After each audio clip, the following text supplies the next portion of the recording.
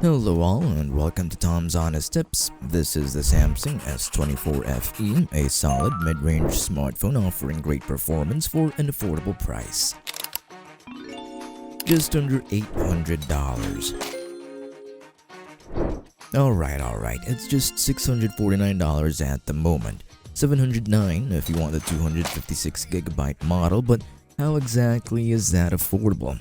It just is, don't question me. We're looking for a phone that costs less than $800 anyway, so if you're here, it's affordable to you. I'll stop yapping about. This is the Samsung S24 FE again. Let's get started with the design. Say what you want, but I think the S24 FE looks really slick. Yeah, sure, it does look a little bit iPhone-y, but that's beside the point. I personally like flat edges. Something about it gives me more comfort. There are 3 camera bumps on the back, and the volume and power buttons look flat, but I like the look.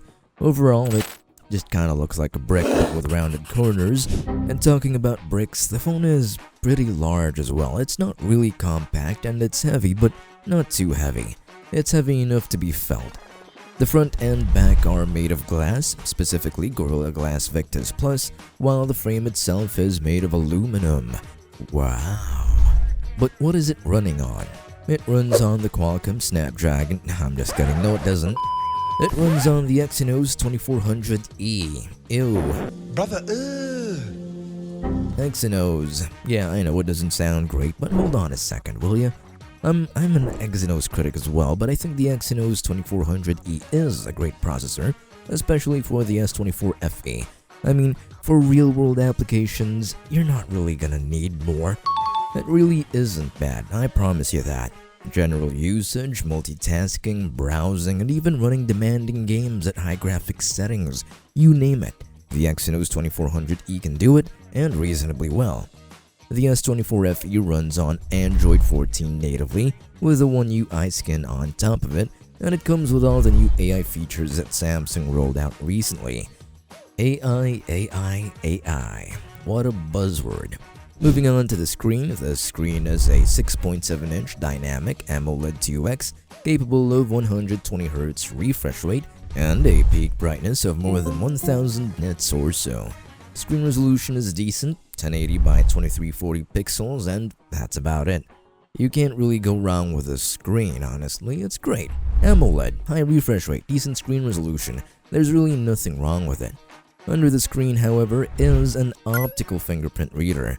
It's not as great as ultrasonic fingerprint readers, but it does its job.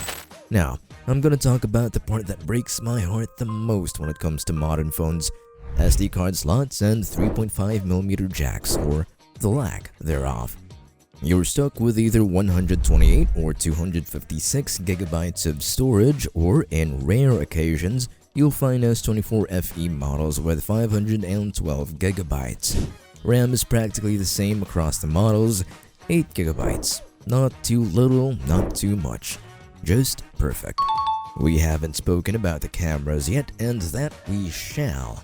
The 3 cameras on the back are pretty great cameras. Before I tell you about them, I want to remind you that megapixels are not everything. You could have 108 megapixels, but if you have pretty bad image processing, well, you get the idea. On to the cameras. The main camera is a 50-megapixel wide shooter with OIS and PDAF, or really just another form of autofocus. The same story goes for the 8-megapixel 3x optical zoom telephoto camera. The third camera is the ultra-wide camera, and it's just an ultra-wide camera, that's it. As for the selfie camera, it's a 10-megapixel camera, and it does a pretty good job at taking selfie photos. Now, let's talk about the battery, because what sense is there in great specs when the battery barely lasts long enough? And the S24 FE is a 4700 mAh battery, and the phone is capable of wired charging speeds of up to 25 watts. Just 25 watts. Just plain old boring 25 watts. Wireless charging is also an option, but it comes at an even slower 15 watts. But surely the battery lasts a while, right? Well, I guess you could say that. If you're not using the phone for really heavy tasks, I reckon you could get through the day with a full battery. And that does it for the Samsung Galaxy S24 FE. You can scan this QR code for the 128GB version, or this QR code for the 256GB version. I'm Tom, I'll see you all next time.